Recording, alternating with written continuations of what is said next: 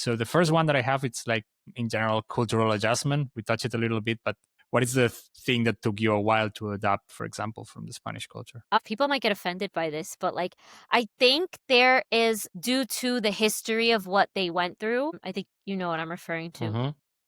the dictatorship. Yes. I think there's a lot of like lack of trust here. Um, especially when it comes to foreigners, and just, you know, when you're trying to rent a flat and just do certain things when you're like applying for jobs, like there's this notion, I feel, that you really have to prove yourself, and that has been the hardest thing, like, because as an astrologer, I go on vibes, like I go on Mm-hmm. energy. I don't base this kind of stuff on like checking the boxes. And I think they're a little bit like rigid in the way they see things sometimes. So that for me has been the most difficult part of adjusting here. So I'm like sorry if I offend anyone, but Absolutely. I mean, yeah. it's about your experience, and this is. Yeah. I want to make it clear, like the podcast and the episodes are about your experience abroad, and not. It's not always generic. The second one related to this, actually, it's social life. Like, how do you usually meet friends here in Spain, and how you describe Spanish, making connection with Spanish people in general, maybe? So it's interesting. Like, I've met people like through very random ways, right? So I've never been one of those that's like, oh, I'm gonna go to a meetup Mm-hmm. and like, you know what I mean? Those kind of Yeah. communities. Like, I've never been, I don't know, I just haven't met people that way. I meet people, sometimes I met them through work. I've made friends through my past jobs here. I've made friends, like, I did do a master's where, like, we got the tuition paid for if we were teaching. So Mm-hmm. I did that my second year in Alcalá, and I made a lot of friends through that who I'm still friends with. And I guess other friends I just met like through my fiance. Like, he is Venezuelan, and he Okay. has a lot of he like, you know, has always worked in different, like, for different organizations in Spain. Sometimes I befriended some of his coworkers, and I kind of, usually they were women, and I became closer to them than he did. And yeah, you know, like that Happens. kind of Yeah. thing. Yeah. We're like very, like, he and I are very relaxed about that. Like, you know, like we could be friends with who we want, you know? Mm. I guess through him, through the masters, through work, through just going to certain social outings and connecting with people there. Like, I don't know. Yeah, I guess I've never met friends like going to the gym or going to a meetup or any of that, really. Like, it's always been maybe like, oh, I met this person, like one of my really good friends that I started the podcast with. She's from South Africa. I met her at a birthday party of a Spanish friend of mine. So it's Okay. like through More other like the people. context style of connecting with people. Yeah, maybe that's just my style. Cause I find like in big groups of like new people, like everyone's a bit nervous and a bit awkward, and it's not my setting, I think. I see. Next one, it's about language. I mean, it's a bit difficult because you already spoke the language back in the day when you arrived to Spain. But do you really think that you can arrive and get by without speaking Spanish? Or, I don't know, any tip that you would give anyone who wishes to move to Spain and speak the language? Can you get by without Spanish? I would say it depends where you are. Obviously, it's always about the context, like the situation. In Alcalá, I don't think so. Like where I lived in the Mm, beginning, initially, no. But in the city of Madrid, if you live in like the dead center, if you're in Sol, Malasaña, like those yeah, places, yeah, probably. Or if you're in the down south, like, you know, in a very like heavy like British community, you know, there's a lot of those like heavy expat type of community, then groups. yeah, like there's a lot of them don't speak any Spanish. I think they should learn. I think It's very, I don't think it's fair for the locals to expect perfection, because, you know, we're all trying our best, but I think people should learn the language. I mean, it's so you integrate better, you get more done. You don't you save money, because I hear of all these people that they need to pay someone to go to an appointment with them, and I'm yeah. like I'm like when I first moved here, I was like barely scraping by. Like, I couldn't even afford like to pay someone to do that, you know. It was Everything had to be me paying certain, like, obviously you need to pay lawyers for certain things, but sometimes it's Yeah, like yeah. More I specialized think you stuff. get what I mean. So I would say you can move to Spain without speaking Spanish depending on where you're going, but for the most part, like, I would say it's gonna be more difficult for you, and you're gonna need to spend more money on services, and integration won't feel the same, but some people don't necessarily want to integrate, so it depends on, like, what type of experience the person's looking for, you know? Makes sense. The next one, it's a little bit tricky, but the cost of living in general, what it's surprisingly cheap, what it's surprisingly expensive. I don't know. I love this question because this is actually really like that you have this question because there's a lot of content about Spain, Italy, Portugal saying, "Oh my god, it's so cheap," and this and that, and I'm like, "Yeah, maybe for you, but if you're coming from Denmark or Norway Mhm. or Australia or the US or Canada, yeah, it's cheaper, but well, when I first got here in 2019, things were quite well priced, like with 1,000, maybe 300, 400 euros a month, you could live, like, pretty well, like, I'm not kidding, like, I took, like, 1 trip a month, whether it was abroad or somewhere in Spain, I was able to pay my rent, I was able to pay for my food, and maybe save, like, 2, 300 a month. Like, I was able to live really well in the beginning. And granted, you have to remember I was in Alcalá. Of course. Maybe if Different I had prices. Yeah. been in Madrid and also, like, less going out and, more homebody. Like, I went out, but not as much as I do in Madrid. Not Yeah. even close. Um, but I had a really good, like, off of 1,300, 1,400, you could live decently well as a single person. Again, no kids. I don't have kids. I still don't have kids. But over the years, I feel like especially since 2024, Hmm. everything is, like, tripled. Okay. Like, maybe I'm exaggerating, like, but doubled at least, like, the rents. You used to be able to get a room for 300 a month, now it's hard to find That's anything. impossible. Now it's hard to find anything for less than 500, 600. The food has gone up considerably, especially, like, I'm vegetarian, luckily, but the meat, I my fiance complains about it. The meat has Hmm. gone up a lot. Lactose, sorry, The dairy dairy, products. dairy products and things have just gotten so expensive. Desserts, like eggs, like things have just.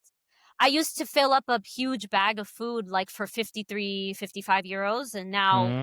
that same bag of food would cost maybe 80, 85. So it's gotten really expensive. The rents out of control. Like if you want a whole apartment to rent, to buy in Madrid, you're looking at least now for one bedroom, at least like 1,200. Maybe outside of the center, maybe you could find for like 900 to 1,000. But for what the salaries are here and for self-employed people like myself, how high the taxes are, Hmm. it's hard. I think this is a great country if you're making money from outside, high salaries, like very high, like I would say like at least 60,000, 50,000. Cost of living, it used to be quite affordable. Now I would say it's not affordable at all. A lot of people are having a lot of difficulty, especially locals. Honest review, yeah, very, very, it's gotten very expensive. Inflation is out of control. Yeah, and I feel like there's no end in sight. Yeah. Yeah, it's sad. But I think we are seeing this in a lot of places, unfortunately. Yeah, the next one is kind of related to it, but finding a home. I mean, you touched already a little bit. What you would say to anyone who's trying to find an apartment right now? Ooh, well, they really ask for a lot. Whether you're buying, renting, they really ask for a lot. Like, it's gonna sound really discouraging, but, like, if you're coming from another country and you're newly arrived, like, you might have to rent out a room instead of a whole place for yourself because even if you have the money to do it, like, they wanna see that you have employment records in Spain. I They see. wanna see that you've worked at least maybe a year or 6 months, like, in the country and that you've been paying taxes in the country. They often ask for that. Sometimes, like, if, like, for whatever reason, they don't wanna rent to you, but you could still afford it, like, you could get a guarantor. They call it an avalista, like Hmm. maybe, I see. your parents or someone who you know, a friend who makes more money than you or a relative. Yeah. But it's tough because if they're for example, my fiancé and I, when we rented our first apartment together, we had his dad do that for us, Okay. and I wanted my parents to do it, but they don't make income in Spain, so they wouldn't let Yeah. them. Yeah. Yeah. Even Yeah. though, like, they definitely, I think, met the requirements, but Needs yeah, to be Spanish so salary.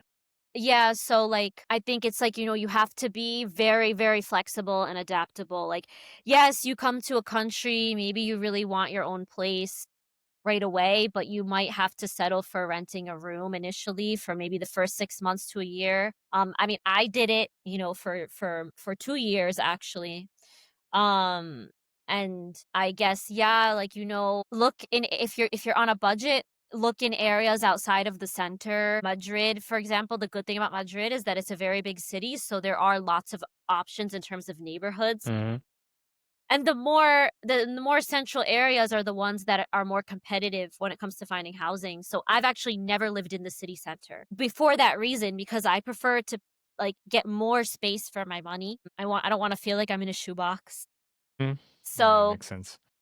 when you tend to go outside of the city center, like further from the city center, you could get better things for for the value, like more space, maybe more amenities. But yeah, it's not easy, and they ask for a lot. They tend to ask for references from landlords, from previous landlords, nominas, which are like pay stubs from Mm. from several months before. The guarantor thing, like I said, yeah, they ask for a lot, so just brace yourself for that. Yeah. Yeah, it's difficult. I know about it also. I mean, from my years in Barcelona, it was it's one. It's I don't really like the term, but living like a local. At the end, you never are local, in my opinion. But for someone who wants to blend in and really like adapt, I don't know. What would you recommend to them, or what would be the mistakes that you would tell them to avoid? Well, first of all, I guess the language, the first like is the first thing. Like, I don't know, like if you're speaking English very loudly with a group of other English speakers, the locals might be like a little bit, I don't know, like turned off by that. Mm. Like, so I think it's important to try and befriend locals, but not to like only want to befriend them because they're a local. Like, it's important to connect with people like on a genuine level, right? Mm. So maybe, like finding workshops, like meetups that are hosted in Spanish or like language exchanges could be a good way to meet locals. Like I go to this community art class that this really nice young woman hosts here in Madrid in La Latina. And it's like she always makes it clear like it's for English and Spanish speakers. So there's tends to be more English speakers, but there are sometimes Spanish speakers that Hmm. come. So it's like looking for things that aren't exclusively geared towards expats. Because I think the issue with some of these like expat groups and events is that like sometimes they exclusively gear all of their events and things like that towards expats and like I think it could be a way they could try and use it as an opportunity to bridge the gap, and I Mm. feel like not enough people are doing that. If that does that make sense what I'm Yeah, saying? absolutely. I completely agree. I've seen that also. Yeah, like and also like with local businesses, like there's a lot of businesses owned by expats and they tend to be more like I guess gentrified. Mm. Like they tend to be very expensive and some of them have great things like there's this cafe. I think the owners are from Taiwan and they make amazing matcha, but all the workers like mostly only speak English. Like actually like one time I went in there speaking Spanish and the guy was like, "Can you please speak English?" And I was like, "Okay, like sure." Like I mean easier for me, but like it's kind of awkward cuz it's like, "Well, I mean you're in there like you're in Spain though." Like Yeah. it's like I think it makes more sense if the client says like, "Can you speak English? I'm sorry, I don't speak Spanish." And then they speak in English, but Yeah. whatever. I don't care. Like, it's fine. If a local goes there and has that kind of interaction, I don't think it's going to leave it might leave a bad impression. So I think it's important to try and go to businesses that are like owned locally and were like, you know what I mean? Like that aren't just owned by expats. And I think the mistake that a lot of expats make is they frequent businesses that are only owned by like expats or whatever. And like, that doesn't really give you the true experience. And I think it's good to go to both, not just one type of business. Yeah, balance a Um, bit. Absolutely. yeah. Nice. Next one. I mean, you've been talking a little bit, but work life. How is the job market? How is the work culture in Spain compared to US? Like, well, starting off with the job market, I think it's quite challenging. Spain is a country that has very high unemployment, and I think more than unemployment, very high underemployment. So, meaning like, if this person studied to be a psychologist, but they're working in something that's not that, like for example, like you're working you studied to be a psychologist, but you're working, I don't know, in a perfumeria, like a Druni or something. Yeah, Not to knock those jobs, but it's not what you studied for, studied for, yeah. Yeah, but I'd say the job market's challenging, but, like, it depends on what kind of job you're looking for. Like, I think people who are in, like, STEM fields tend to have a better luck finding Hmm. work, and there are certain sectors that could be attractive to a lot of people, like tourism. I feel like people tend to find jobs in that sector. English teaching and tourism, though, are very oversaturated, so they're underpaid. But I'd say it's pretty challenging. Actually, was reading an article, I don't remember the source. I think it was Euronews, where they said that Madrid was like the most challenging city to find work in Europe. Madrid and Barcelona. Oh, yeah, and I think the issue that I see in Barcelona a bit more than Madrid is that there's a lot of startups, which you would think is good, but like some of them crash and burn. Yes. And I've had friends a lot of live in Barcelona, Hmm. experiencing a lot of like job instability I see. because of that huge startup culture. But like I have had friends that have had success in the job market here, but like they're kind of like far and few in between. Okay.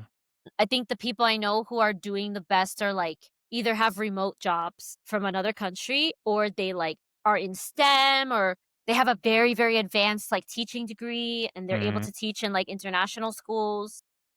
I see. But what was the other question? Was that it? Yeah, I think you covered it for sure, or the The work work culture thing. culture, like, different from the US. I think, but I've only really in Spain, I've only really worked in schools, and I don't know, I mean, the first school I worked at, like, there was a lot of flexibility with how I could teach and run my like, lessons, and then the second school was much more rigid. Like, it just had to be the textbook, and it was very, like, by the book, and I couldn't really go, like, deviate from that. Hmm. And I think just from what I see, not the most efficient work culture here. Like a lot of like I like to call it, maybe you could censor me, like I like to call it like bitch work. Like they just arbitrary tasks and things that you could do that you don't need to do, or that could be done more efficiently, or like like making you come into the office like more than you should have to, like yeah, I feel like there's more of a hierarchy here, and like the boss is like, well, I'm your boss and you should be thankful that you got this job, like a lot of that attitude, a lot of that. I mean, I haven't experienced that personally, but I've seen a lot of that with friends of mine and people who've worked in different like firms here. So, Yeah. No, no, unfortunately. The next one, it's getting around, actually. Best way to move around Madrid in this case. I mean, I definitely walking, like it's a very walkable city. It is true that some areas are very crowded and it's a bit of a pain to walk there, but the sidewalks like are very, I think compared to a lot of other cities, they're quite well kept and in good condition. And the city's pretty safe for considering how big of a city it is. I feel safe there for the most part. I would say walking, but then obviously it's a big city, so sometimes it's too far to walk from one place to another.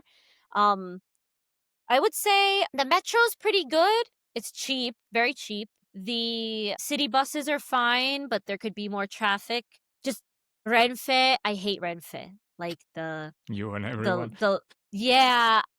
If you could avoid Renfe is like more of like the commuter train. If you could avoid that, I would avoid it, but sometimes you have to take it, but I don't like it. It's kind of sketchy, like it's rarely on time. It has a lot of delays and Hmm. problems. Yes. But everything else, the interurbanos, like the green buses that take you to like places outside of the city are fine. Like they're usually decent, but the only thing I would say, like, avoid Renfe. Rideshare apps too are like not too expensive in Madrid, and there are so many. Like, There's Bolt, there's Free Now, there's Mhm. Cabify, there's Uber, like it's easy to get around. Easier than Barcelona. Much better than Barcelona in that regard. I will defend Madrid in that regard. It is easier to Okay. get around and cheaper than Barcelona. Yeah, cheaper for sure. No, I don't think cheaper. It's cheaper to live in. I think the housing, the food is more or less the same, but the No, transportation is transportation I meant. Yeah. yeah, the transportation is much cheaper and much better in my Yeah. opinion. What about healthcare? I use the public one, Mhm. and I haven't people talk really badly about it, but I haven't had issues with it. Like, Okay. I'm autónoma, so I pay those taxes as an autónoma, and I wanna get what I'm paying for, and Mhm. don't I haven't had the need to go to a private like, to pay for a private insurance. Even Okay. the private insurance, like, when I compare it to the US, it's quite affordable. Probably, I think, like, now maybe 70 a month or something like that, 50, 60, 70. And I've had private insurance before with, like, my old jobs, and it was very good.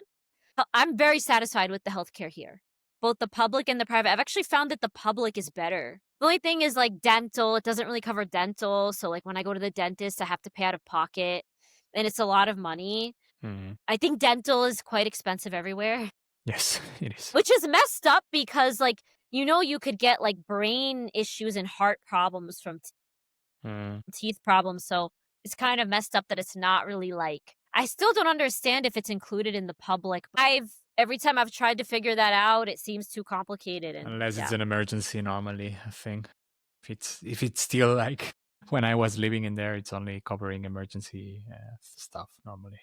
Yeah, so I use the public one and really, like, I haven't had many issues. I think it depends on which district you live in.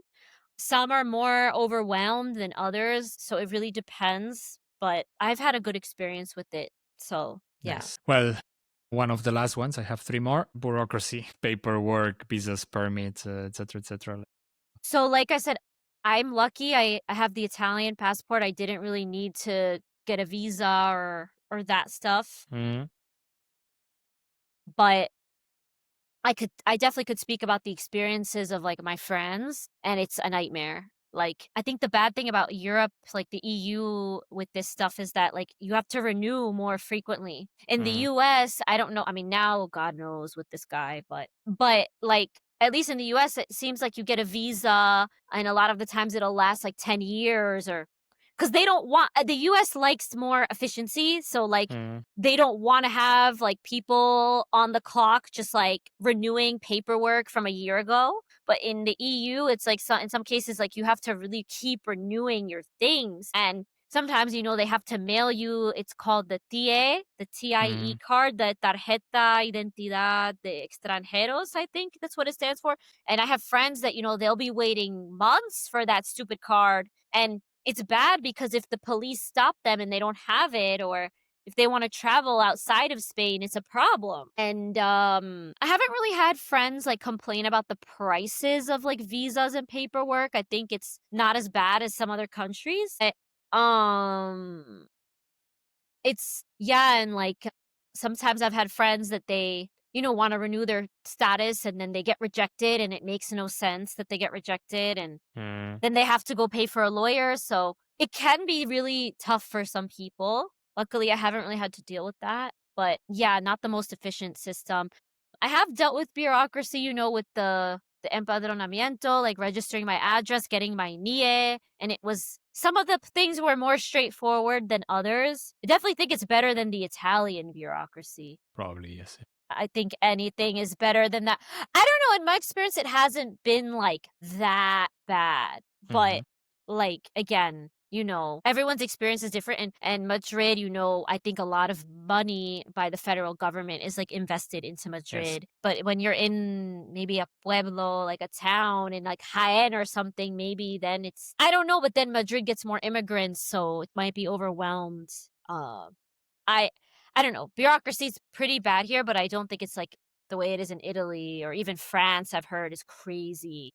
Mm, Yeah, but my fiance, for example, like he's been trying to he became a citizen and he has to switch from NIE to DRI for his driver's license and he cannot get an appointment and it's been over a year. So it could be there really is. bad here too. It could be very bad. everything is with an appointment, and Yeah. yeah, there's no getting around that usually. Usually, unless you get someone really, really nice. Okay, the last two. The first one, it's basically best and worst of living in Spain. What's the best thing and the worst thing? I'd say the best thing, I guess there's a tie between I really love the variety, like the geographic like variety.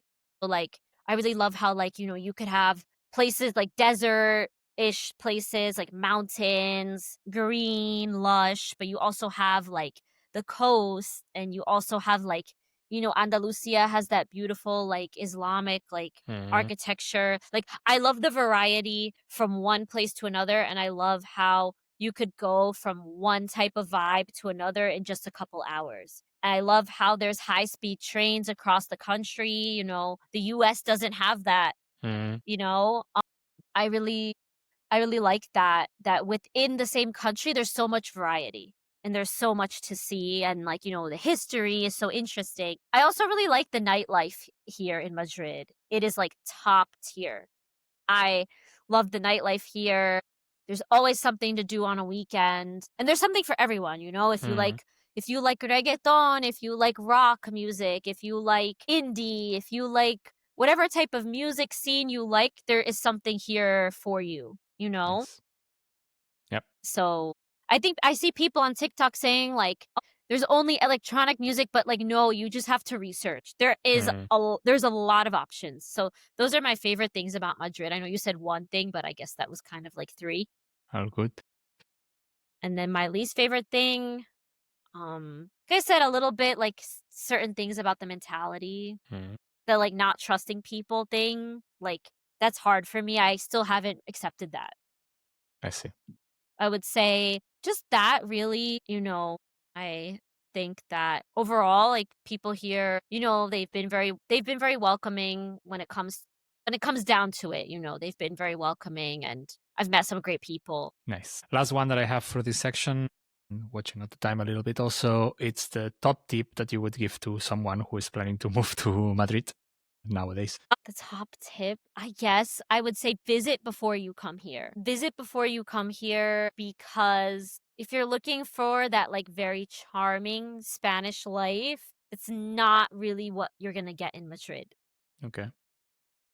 Because I think a lot of people have this idea of like a place as just a whole country, like you were saying before.